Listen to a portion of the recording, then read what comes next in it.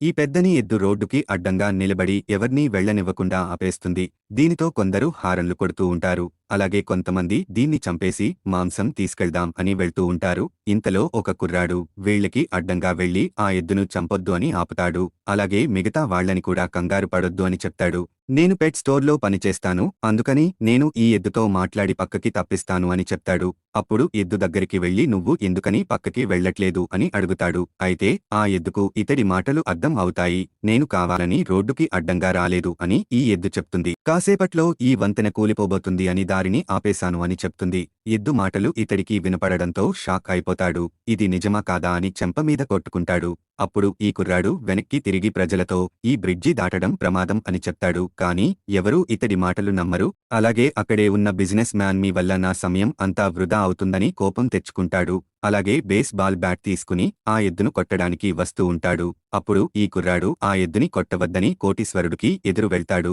అప్పుడు ఈ కుర్రాడిని పక్కకి తోసేసి ఈ ఎద్దును కొట్టబోతూ ఉండగా మళ్ళీ ఈ కుర్రాడు వచ్చి ఎద్దుకి అడ్డుగా నిలబడతాడు. దీనితో ఆ దెబ్బ ఈ కుర్రాడికి తగులుతుంది. అలాగే ఈ కోటీశ్వరుడు నువ్వు ఎందుకు నా సమయం అంతా వేస్ట్ చేస్తున్నావు అని ఈ కుర్రాన్ని తిడతాడు. అప్పుడు ఈ కుర్రాడు ఈ ఎద్దును మనల్ని ప్రమాదం నుండి తప్పించమని దేవుడు మనకోసం పంపాడు అని చెప్తాడు. కానీ కోటీశ్వరుడు ఇతడి మాటలు పట్టించుకోకుండా ఎవరైనా ఈ ఎద్దును పక్కకి తీస్తే వాళ్లకి ₹1,00,000 ఇస్తానని చెప్పాడు. ఇది విని గ్రామస్తులు ఎలా అయినా సరే ఆ ఎద్దును తప్పించి ఆ ₹1,00,000 తీసుకోవాలనుకుంటారు. ఇంతలో ఒక్కసారిగా ఆ ఎద్దు చెప్పినట్లుగానే వీళ్ల ముందు ఉన్న బ్రిడ్జ్ ఒక్కసారిగా కూలిపోతూ ఉంటుంది.